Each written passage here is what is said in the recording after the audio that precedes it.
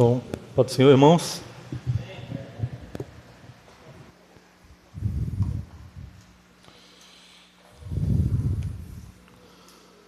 Meus irmãos, vamos abrir a Bíblia na segunda epístola que Paulo escreveu a Timóteo, 2 Timóteo capítulo 3.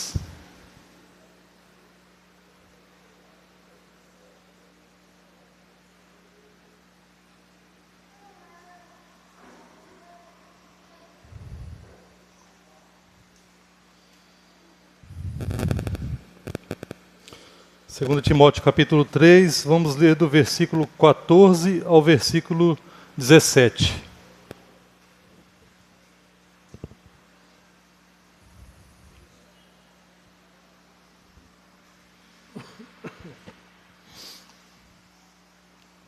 Versículo 14 ao versículo 17.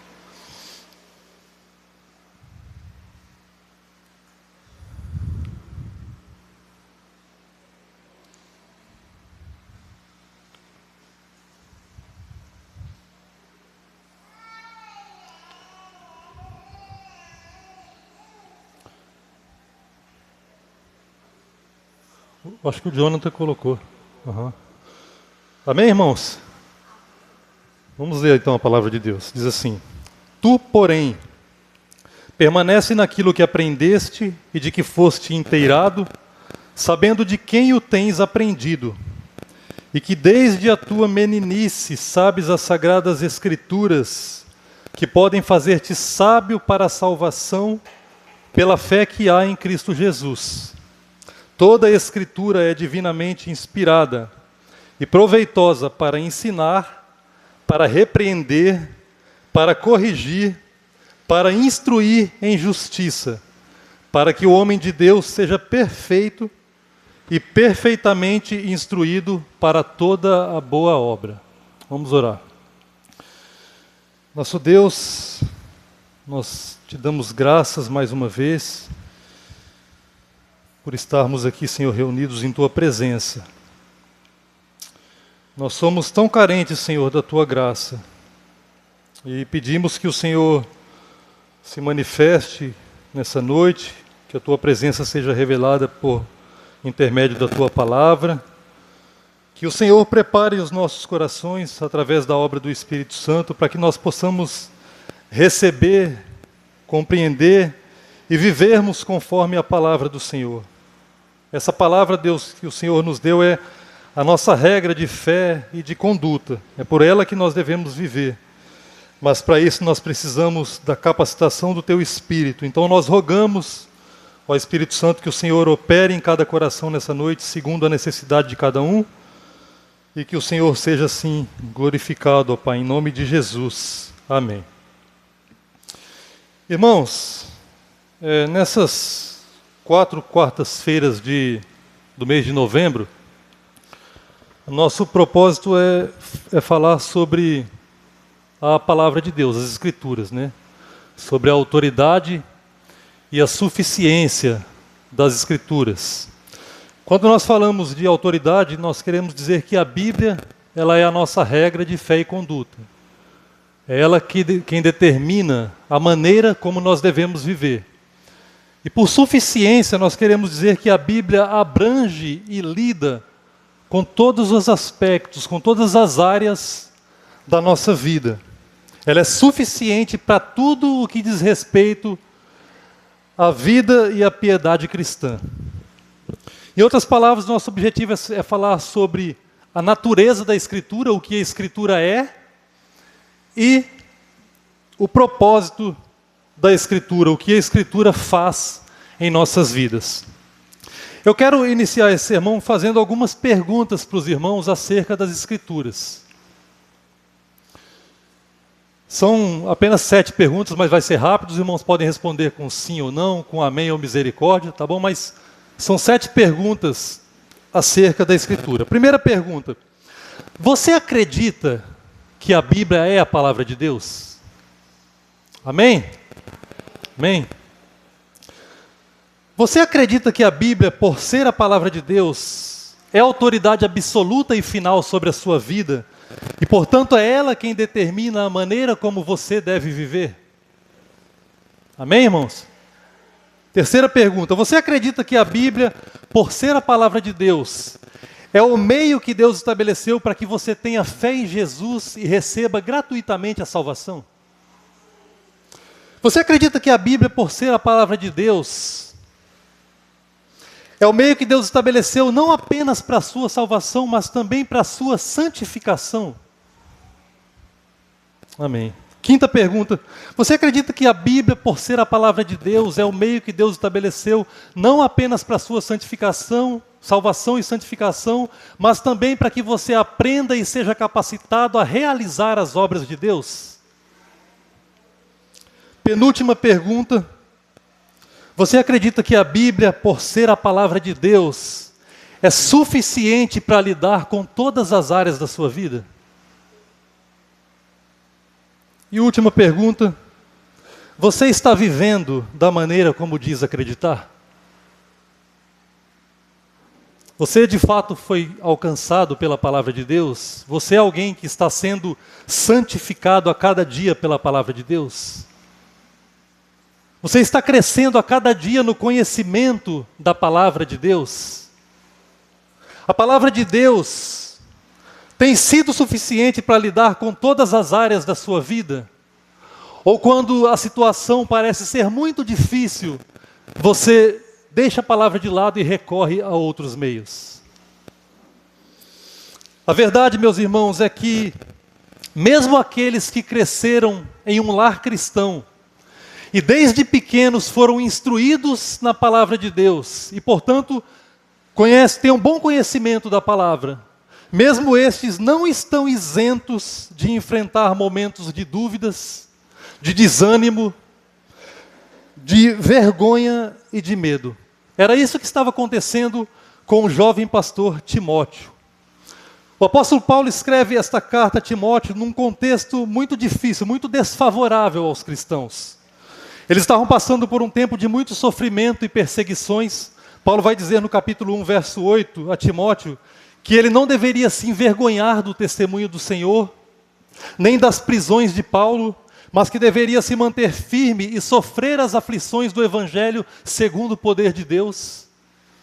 Havia também na igreja falsos mestres ensinando heresias, e no capítulo 2, versos 17 e 18, Paulo cita dois desses homens, desses falsos mestres, Himeneu e Fileto, que estavam pervertendo a fé dos irmãos, ensinando que não precisava mais esperar a ressurreição final, porque ela já havia acontecido.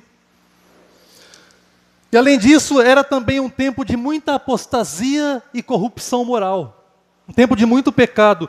E aqui no capítulo 3, do verso 1 ao verso 13, Paulo vai descrever esse tempo, sobre esses homens que estavam ensinando heresias e se apostatando da fé. E ele diz no verso 1, sabe porém isto, que nos últimos dias sobrevirão tempos trabalhosos. Essa expressão últimos dias, irmãos, ela abrange todo o período, desde a ascensão de Cristo ao céu, quando ele retornou ao Pai, até a sua segunda vinda para buscar o seu povo. Nós já estamos vivendo os últimos dias, dias de apostasia, de corrupção, de intenso pecado, mas quando Paulo escreveu essa carta, os cristãos já estavam vivendo também os últimos dias, dias marcados por pecaminosidade e apostasia da fé. E diante desse cenário desfavorável, o jovem Timóteo teve sua fé abalada, começou a sentir vergonha de proclamar a verdade e a ter medo das perseguições. O apóstolo Paulo está preso, essa é a sua segunda prisão, ele sabe que o tempo da sua morte está próximo, ele diz no capítulo 4, quanto a mim eu já estou sendo oferecido por aspersão de sacrifício e o tempo da minha partida é chegado. Então ele sabe que a qualquer momento irá morrer. Mas antes de partir para estar com o Senhor, Paulo escreve essa carta para encorajar o jovem Timóteo a permanecer firme na verdade, a permanecer firme na palavra de Deus. E é isso que nós vamos aprender nessa noite, irmãos. Como permanecer firmes na palavra de Deus.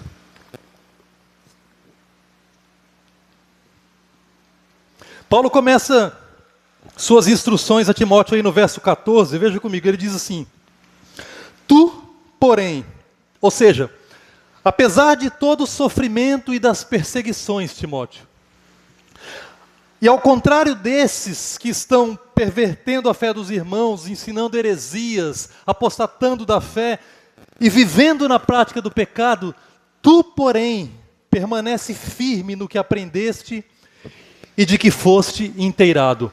Essa palavra aprendeste, irmãos, ela diz respeito ao conhecimento intelectual. É aquilo que Timóteo viu, que Timóteo ouviu, que Timóteo leu, aquilo que ele compreendeu, que ele aprendeu intelectualmente. Não necessariamente que ele crê naquilo, mas que ele aprendeu intelectualmente. E a palavra inteirado, aquilo de que foste inteirado, essa palavra significa que ele foi de fato convencido do que ele aprendeu.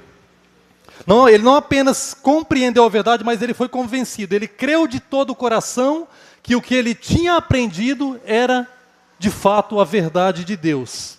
E é importante entender isso, irmãos, porque para que você permaneça firme na verdade, não basta que você tenha um conhecimento intelectual da palavra de Deus.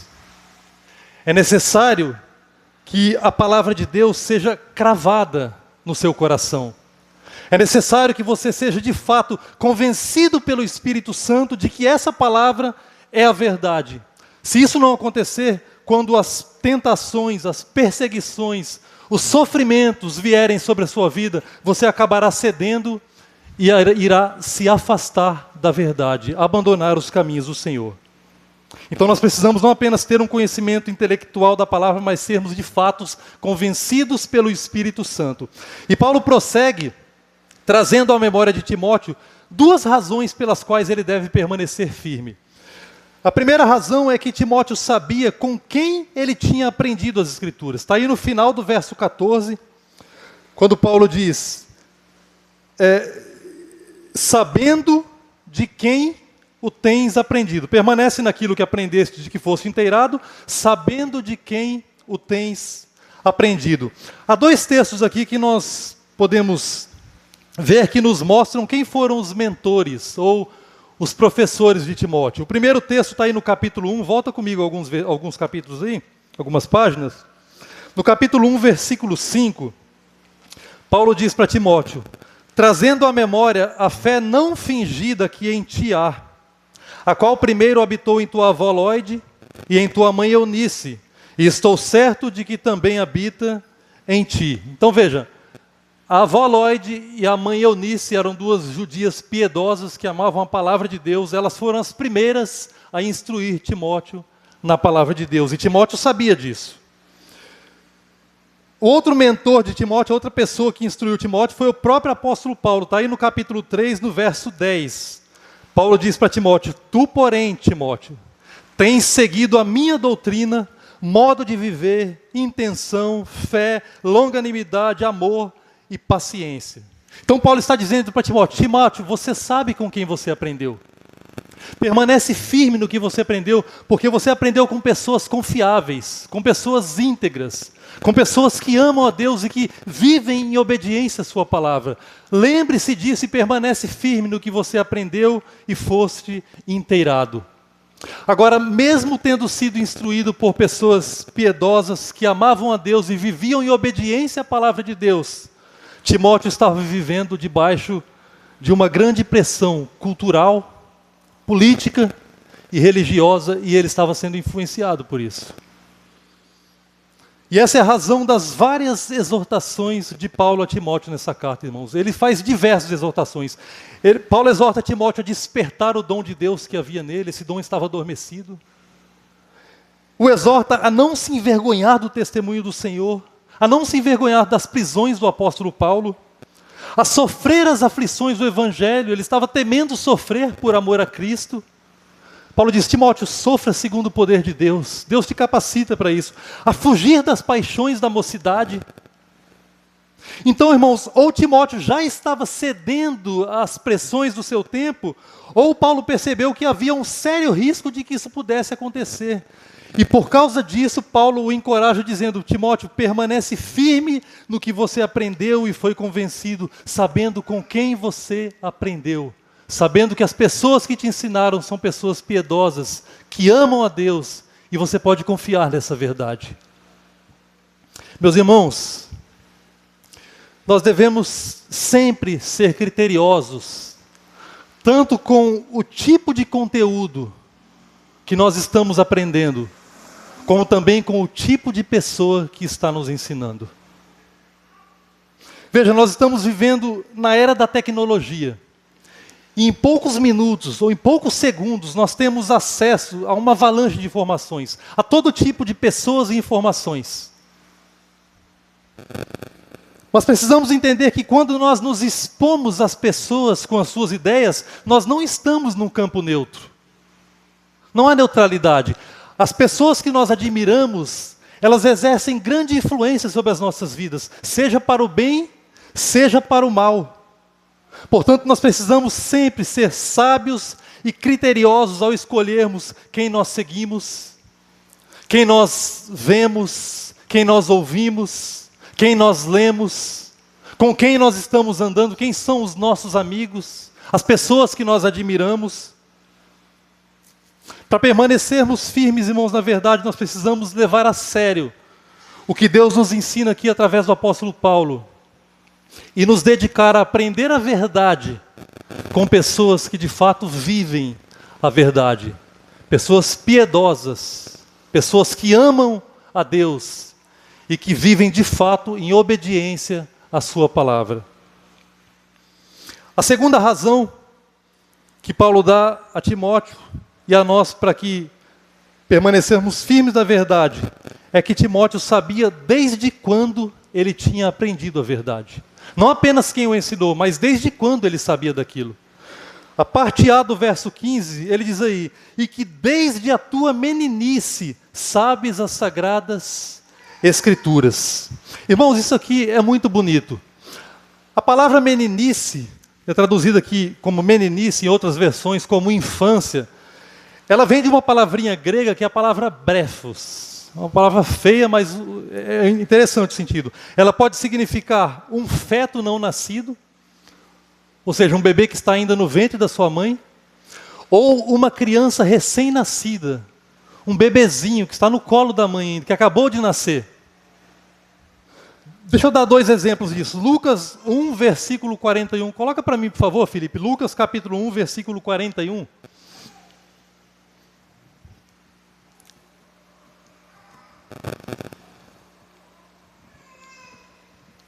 Em Lucas 1, 41, veja, e aconteceu que ao ouvir Isabel a saudação de Maria, a criancinha, essa palavra criancinha é a palavra breve, vem da palavra brefos, a mesma que meninice aqui no nosso texto. A criancinha saltou no seu ventre. Ali é uma criança que está no ventre da mãe. Agora, o capítulo 2, verso 12, Felipe, por favor. E isto vos será por sinal. Está se referindo a Jesus aqui, né? Achareis o menino, é a mesma palavra, brefos, envolto em panos e deitado numa manjedoura. Aqui é um bebê que já nasceu, que está envolto em panos, deitado numa manjedoura. O que Paulo está dizendo aqui, irmãos, é que Timóteo deveria permanecer firme na verdade, porque desde quando ele estava no ventre da sua mãe, ou desde quando ele era um bebê que tinha acabado de nascer, ele já estava aprendendo a palavra de Deus. Ele não era um ignorante, ele era alguém extremamente instruído na palavra. Eu quero me direcionar às crianças aqui. Crianças, veja, prestem atenção nisso, crianças. O jovem pastor Timóteo, ele aprendeu a palavra de Deus desde quando era bem novinho, desde quando ele era um bebê ainda. Vocês sabem o que isso significa?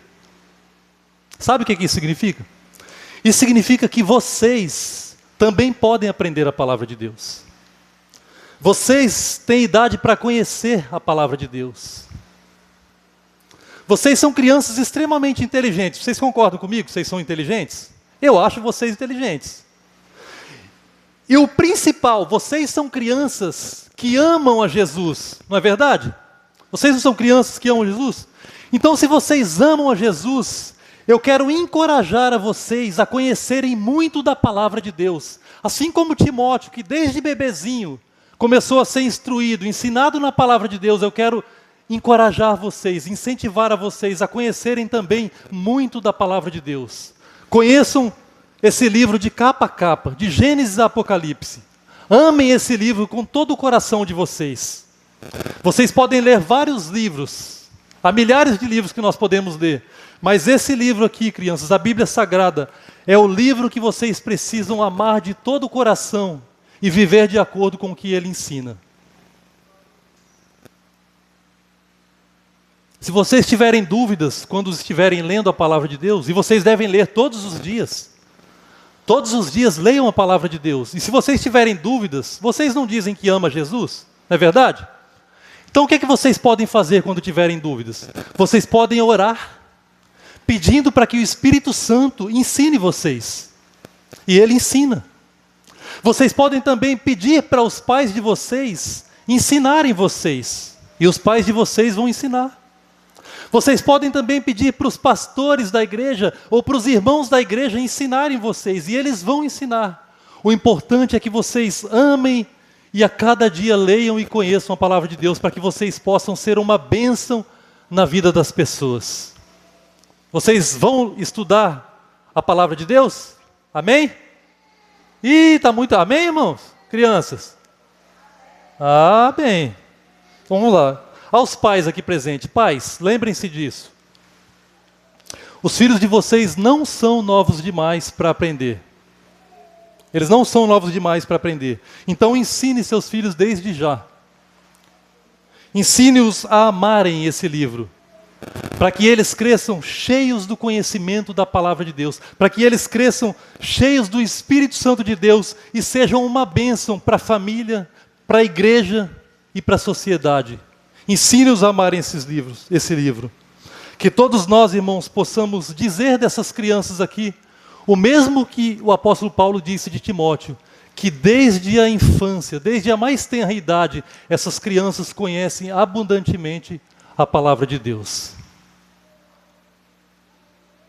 Prosseguindo, irmãos, após lembrar Timóteo que ele sempre pôde confiar nas pessoas que o ensinaram a Escritura, Paulo agora o instrui a permanecer confiante na própria Escritura. Não apenas nas pessoas que o ensinaram a Escritura, mas na própria Escritura, que é a sua base principal, que é a base principal de todo crente. E Paulo apresenta também aqui duas razões a Timóteo para que ele permaneça firme e confiante nas Escrituras. Primeiro, por causa do que a Escritura é. Está aí na parte A do verso 16, veja comigo. Toda a Escritura é divinamente inspirada.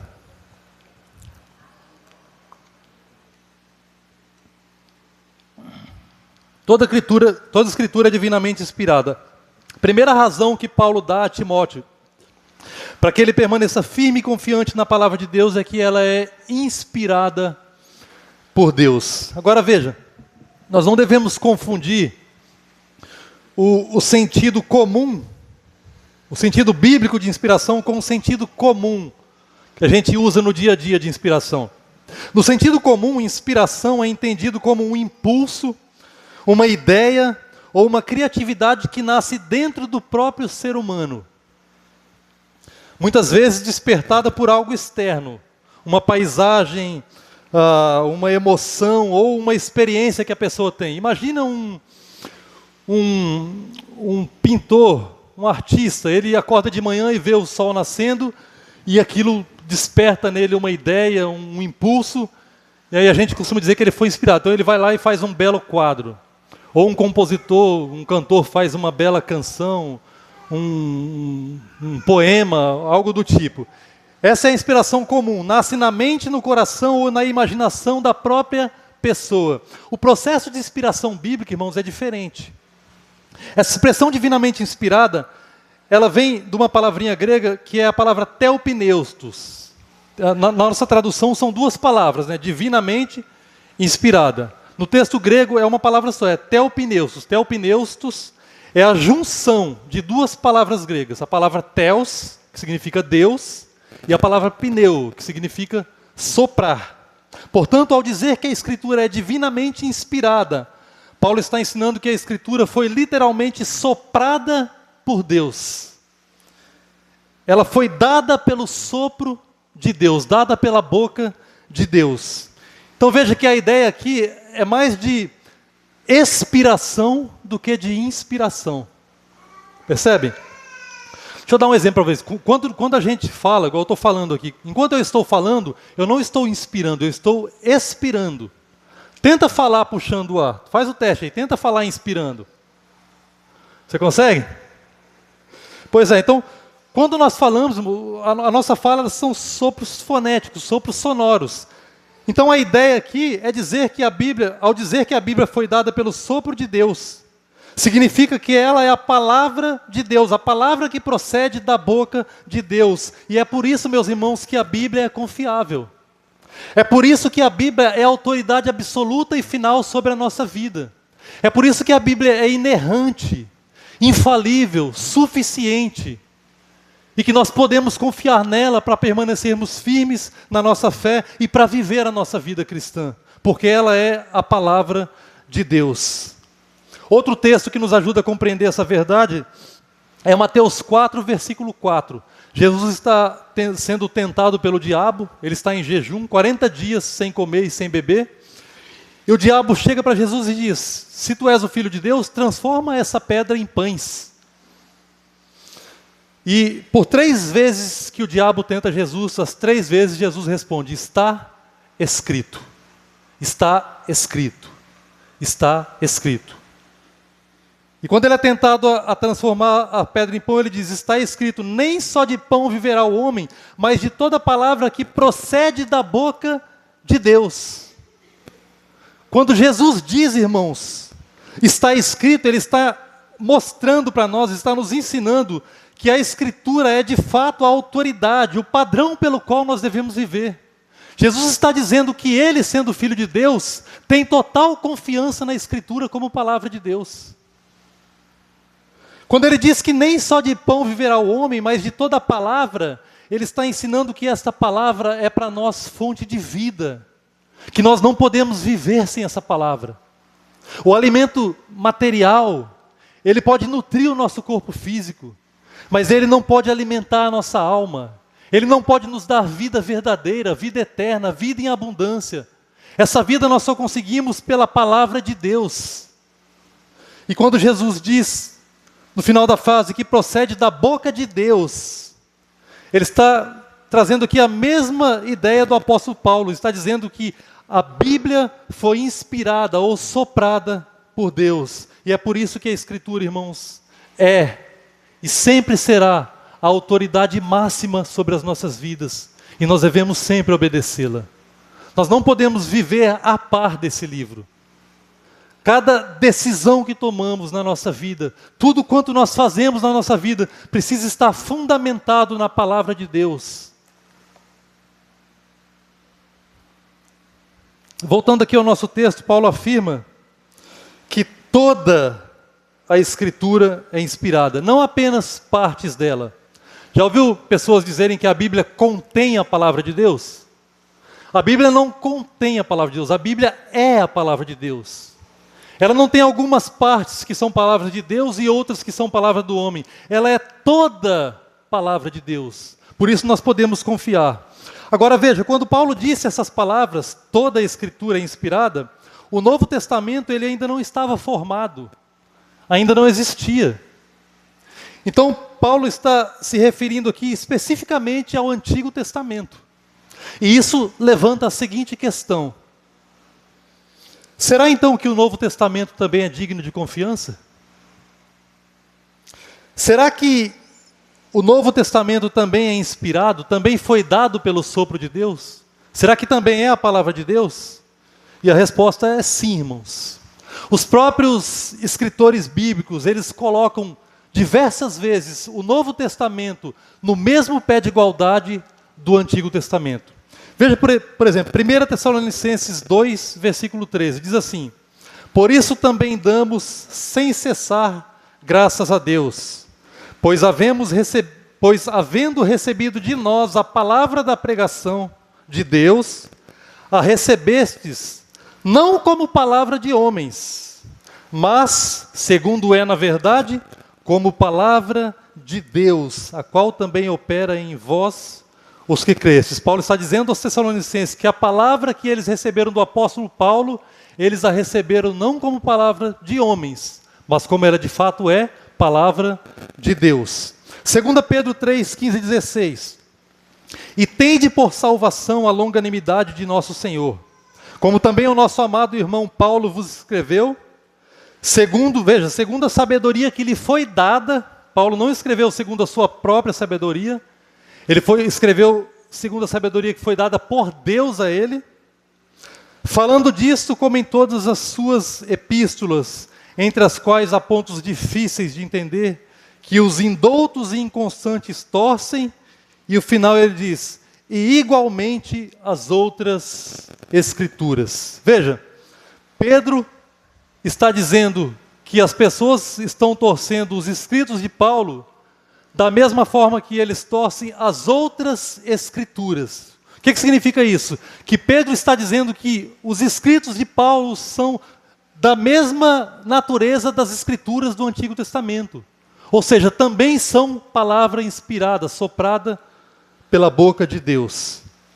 E o último texto, Apocalipse 22, 18 e 19, diz, porque eu testifico a todo aquele que ouvir as palavras da profecia deste livro, do livro de Apocalipse, que se alguém acrescentar a estas coisas, Deus fará vir sobre ele as pragas que estão escritas neste livro. E se alguém tirar qualquer das palavras do livro desta profecia, Deus tirará a sua parte do livro da vida e da cidade santa e das coisas que estão escritas neste livro. O apóstolo João está dizendo que o livro que ele escreveu, o livro de Apocalipse, ninguém poderia acrescentar nada a esse livro e nem tirar nada desse livro. Por quê? Porque esse livro não é qualquer palavra, é a palavra de Deus. Ele já é perfeito, ele já é suficiente para as nossas vidas. Portanto, nós não precisamos alterá-lo. Ele é palavra de Deus. Essa então é a primeira razão, irmãos, que Paulo nos dá para permanecermos firmes na Escritura. A segunda razão é pelo que a Escritura faz. Primeiro, pelo que a Escritura é, ela é a palavra de Deus. E segundo, pelo que a Escritura faz. Ou seja, por causa dos propósitos de Deus ao nos dar a sua palavra. Eu quero trazer um lembrete aqui para facilitar daqui para frente.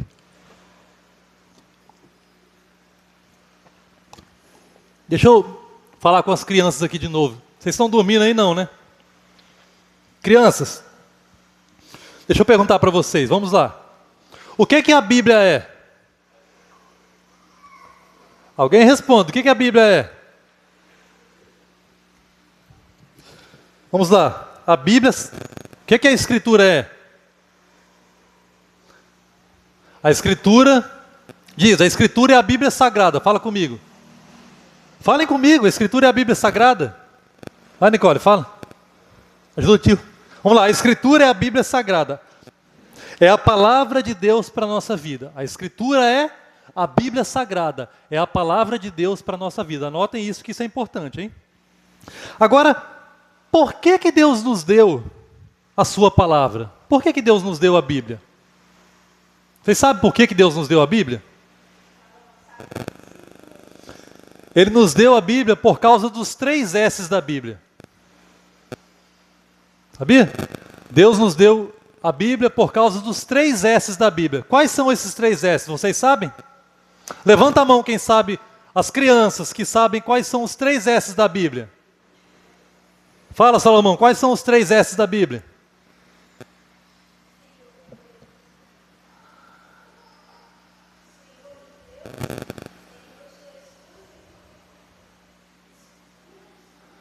Faz sentido, mas não é isso não. Então vamos fazer o seguinte, veja bem.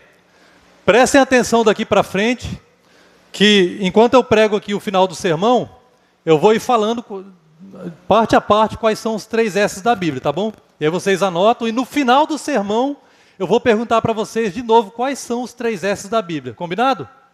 Então vamos lá, hein? Vamos dar continuidade aqui. O primeiro S da Bíblia é a salvação.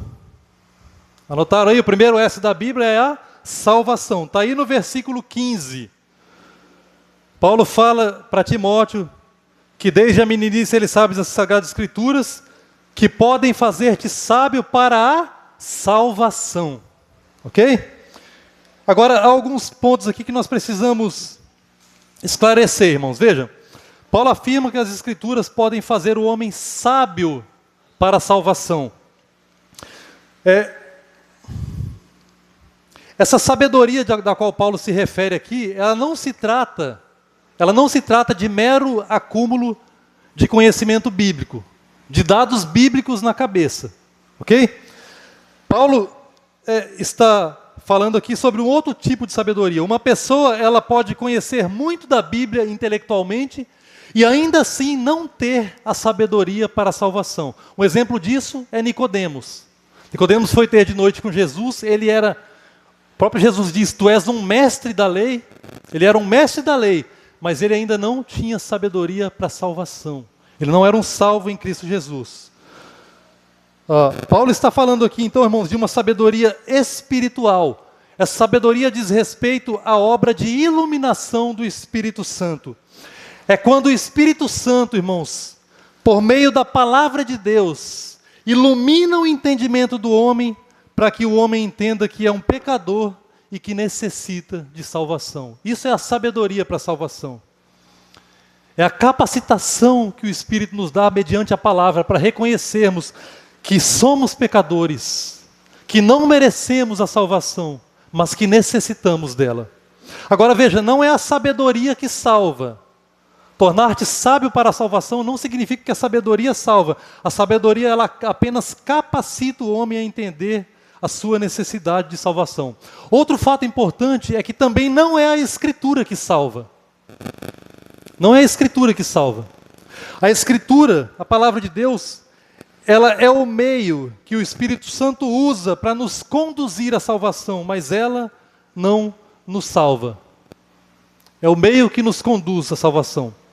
Paulo ensina que as Escrituras podem nos fazer sábios para a salvação pela fé que há em Cristo Jesus. Ou seja, a nossa salvação, ela está inteiramente na pessoa e na obra de Jesus Cristo. E o principal propósito das Escrituras é nos revelar o Salvador, para que, crendo nele, nós sejamos de fato salvos. Esse, irmãos, é o principal propósito das Escrituras, nos revelar o Salvador. A principal razão pela qual a Bíblia nos foi dada é para nos revelar o nosso Senhor Jesus Cristo.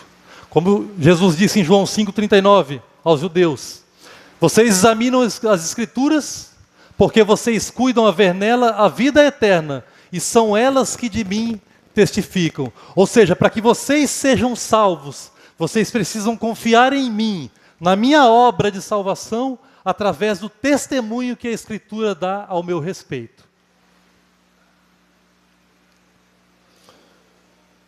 O segundo propósito pelo qual Deus nos deu a Escritura, ou o segundo S da Escritura, é a santificação.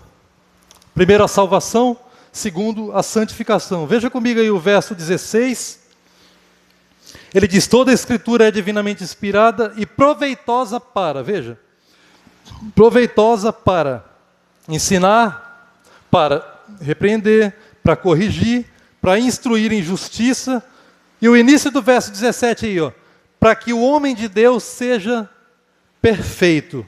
Aqui estão, irmãos, os 4 elementos pelos quais a palavra de Deus nos santifica. Ensino é útil para o ensino. Ensino é o mesmo que doutrina, refere-se ao ensino afirmativo da palavra de Deus, o ensino positivo da palavra de Deus. Ou seja, é aquilo que é certo segundo Deus e, portanto, deve moldar a nossa fé e a nossa maneira de viver. É por isso, é por meio do ensino que nós podemos compreender mais sobre Deus, sobre o seu plano para a humanidade e como viver de acordo com a vontade do nosso Deus. Esse é o ensino. A repreensão, ela é o aspecto negativo do ensino. Enquanto o ensino tem o propósito de revelar a verdade, A repreensão tem o propósito de confrontar o erro, percebe? O aspecto negativo. O ensino revela a verdade, aspecto positivo. A repreensão, ele confronta o erro. A repreensão confronta o erro tanto do crente que está vivendo no pecado, como do incrédulo que rejeita a verdade, chamando ambos ao arrependimento e à salvação. E irmãos, em amor, por meio da Escritura, da autoridade da palavra de Deus, que todos nós temos o dever de repreender uns aos outros. A Escritura não repreende sozinha. Ela repreende quando você está lendo, obviamente, mas é um dever cristão. É o meu dever, é o seu dever, repreendermos uns aos outros pela autoridade da Escritura em amor, para que nós cresçamos em santificação. O terceiro propósito é a correção, ou o terceiro S da Escritura aí, é a correção. A Escritura é proveitosa para a correção, significa endireitar novamente, colocar algo ou alguém de volta no lugar certo. Esse é o sentido de correção. Por exemplo, digamos que eu presencie um desentendimento entre dois irmãos. O irmão Jonathan e o irmão Felipe tiveram um desentendimento. E eu presenciei esse desentendimento e no diálogo ali, ou na discussão dos dois, o irmão Jonathan acabou usando palavras muito ásperas, palavras pecaminosas, que feriram o irmão Felipe.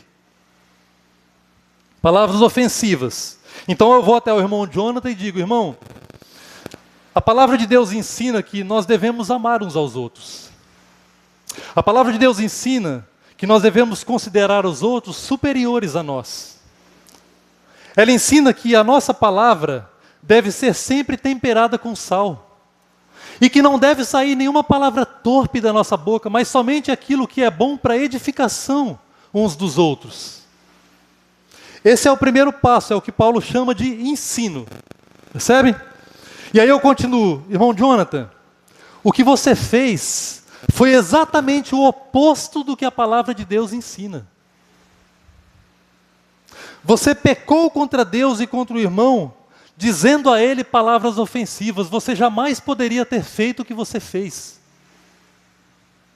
Esse é o segundo passo.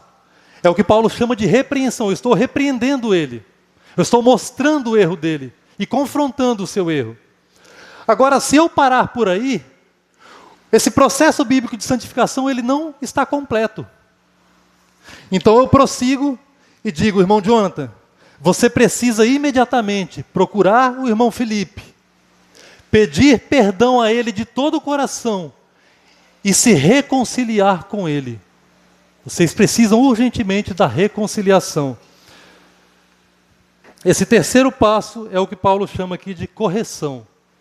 É o processo pelo qual, mediante a palavra de Deus, a pessoa abandona o erro, abandona o pecado no qual ela está e volta ao caminho reto.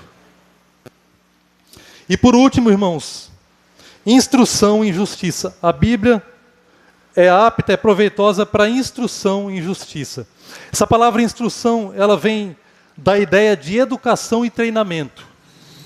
E a palavra justiça aqui diz respeito à vida prática de obediência, a vida prática e constante de obediência. Portanto, instruir em justiça significa ser exercitado e educado na prática da piedade. É uma disciplina espiritual diária. É dia após dia sendo exercitado e educado na prática da piedade por meio da palavra de Deus. É a vida cristã sendo moldada, sendo santificada continuamente por meio da Escritura. Voltando aqui ao exemplo que eu acabei de dar, dos dois irmãos que discutiram, o Jonathan e o Felipe,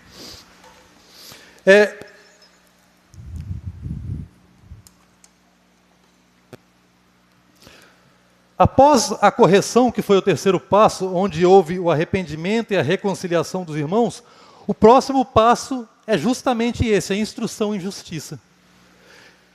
É o compromisso desses irmãos em perseverarem continuamente em comunhão um com o outro, como a palavra de Deus ordena. Isso é instrução e justiça. Não é apenas um ato de obediência, mas é a perseverança naquilo que é reto, naquilo que é justo, naquilo que é certo, de acordo com a palavra de Deus. E o resultado de tudo isso, o resultado do ensino, da repreensão, da correção e da instrução em justiça, é a nossa santificação, para que o homem de Deus seja perfeito. Para que o homem de Deus seja perfeito. O homem de Deus, irmãos, não é o pastor da igreja. O homem de Deus é todo aquele que crê em Jesus Cristo e que está vivendo em obediência e sendo santificado continuamente pela palavra de Deus. Paulo diz que esse homem é perfeito. Perfeito. E perfeito aqui não no sentido de alguém que não tenha pecado, mas no sentido de alguém que é completo. É uma pessoa que é madura. Uma pessoa que tem maturidade na vida cristã. Uma pessoa que sabe viver honrando a Deus. Então, nós podemos resumir esses 4 elementos, o ensino, a repreensão, a correção e a instrução em justiça, da seguinte maneira. Ensino é aquilo que é certo. Repreensão é aquilo que não é certo. Correção é voltar para o que é certo. E instrução em justiça é permanecer no que é certo. Ok? Esse é o segundo propósito pelo qual Deus nos deu a sua palavra. E o terceiro e último, eu já estou indo para o final. Primeiro, santificação. Segundo, primeiro, salvação. Segundo, santificação. E o terceiro, serviço. Terceiro S da Escritura é o serviço. Primeiro S, salvação. Segundo S, santificação. Terceiro S, serviço. Paulo diz aí no final do verso 17, acompanhe comigo. Para que o homem de Deus seja perfeito e perfeitamente instruído para toda a boa obra. Para toda boa obra. Deus nos deu a sua palavra, irmãos. Não apenas para a nossa salvação e santificação, mas também para o serviço, para que nós possamos servir a Ele, para que sejamos instruídos, habilitados, capacitados para toda a boa obra. Não apenas algumas obras, mas toda a boa obra, para trabalharmos no reino de Deus. Esse é o resultado natural, irmãos, da salvação e da santificação. As Escrituras, elas nos mudam por dentro, para que possamos dar bons frutos através de uma vida transformada. É o que Paulo ensina em Efésios 2, verso 10. Ele diz que nós fomos salvos pela graça, criados em Cristo Jesus, para as boas obras. A razão pela qual Deus nos salvou e santificou é para as boas obras. E isso não é algo opcional na vida do cristão. Nós estamos vivendo um tempo, irmãos, veja, nós enfatizamos a graça de Deus, e isso deve ser feito. Nós sabemos que fomos salvos unicamente pela graça de Deus, isso é uma grande verdade da Escritura, mas nós estamos vivendo num tempo em que muitos têm se apoiado na graça e não têm trabalhado para Deus.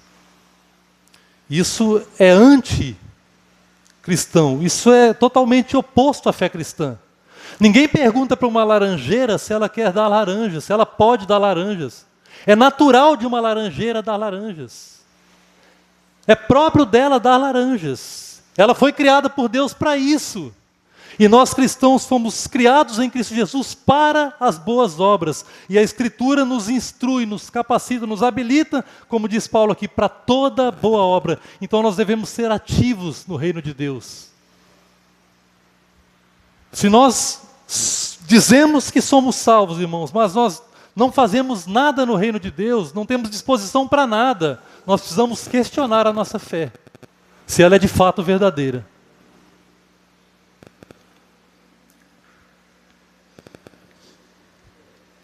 Eu li uma vez, na capa da Bíblia de um pastor, uma frase que eu nunca esqueci. Era uma frase que expressava a ideia de se dedicar inteiramente ao reino de Deus. A frase dizia: se não for aqui, onde será? Se não for agora, quando será? Se não for eu, quem será? Meu irmão, se você é um crente que ama Jesus e que ama a palavra de Deus, eu quero lhe encorajar a se dedicar mais intensamente ao reino de Deus, a gastar mais a sua vida pela obra de Deus. Onde quer que você esteja, se coloque à disposição de Deus e diga: Senhor, se não for aqui, onde será? A tua palavra me instrui para toda boa obra, e é aqui que eu vou realizar as obras do Senhor. Por mais difíceis que pareçam as circunstâncias, meu irmão, se coloque à disposição do Senhor e diga: Senhor, se não for agora, quando será? A tua palavra me habilita para toda boa obra, e é agora, é nesse exato momento que eu vou realizar as obras do Senhor, eu não vou deixar para depois. E tudo quanto te vier às mãos para fazer, meu irmão, se coloque à disposição do Senhor e diga: Senhor, se não for eu, quem será?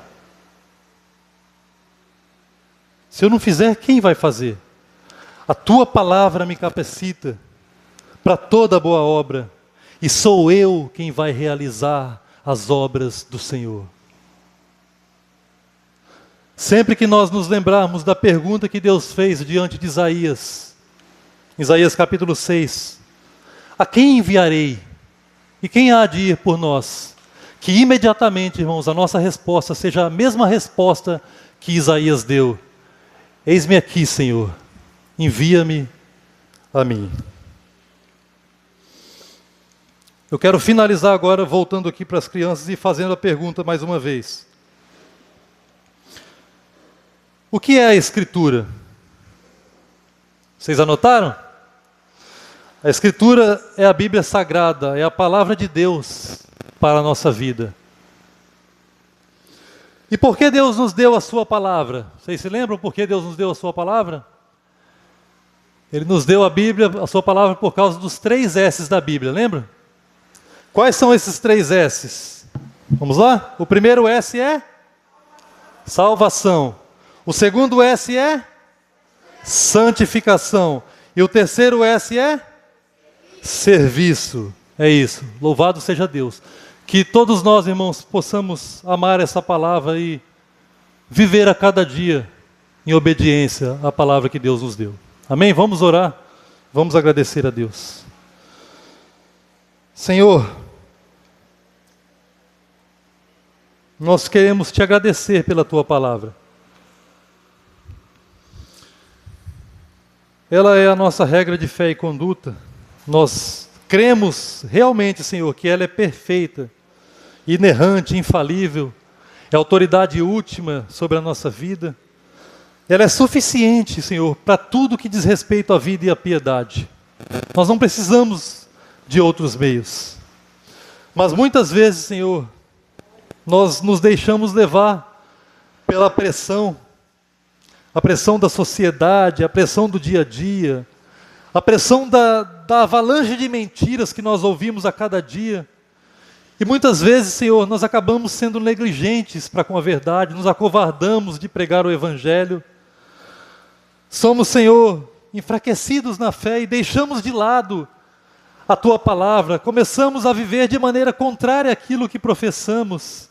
Dizemos com os nossos lábios, Senhor, que cremos na Tua palavra, mas na nossa vida prática, muitas vezes nós estamos fazendo o contrário, ou não fazendo o que deveríamos fazer. Nós ouvimos, Deus, a Tua palavra essa noite, e nós sabemos que nós não devemos apenas entender o que foi dito aqui, mas precisamos ser convencidos, Deus, pelo Teu Espírito Santo. Então eu te rogo, Espírito, que o Senhor nos convença de fato, de todo o coração, de que a Tua palavra é a verdade suficiente para nós, e nos dê o poder necessário, a graça necessária, para que dia após dia, no nosso lar, na nossa igreja, na sociedade, nós vivamos servindo inteiramente, Pai, ao Senhor. Muito obrigado, Deus. Nós oramos agradecidos em nome de Jesus. Amém.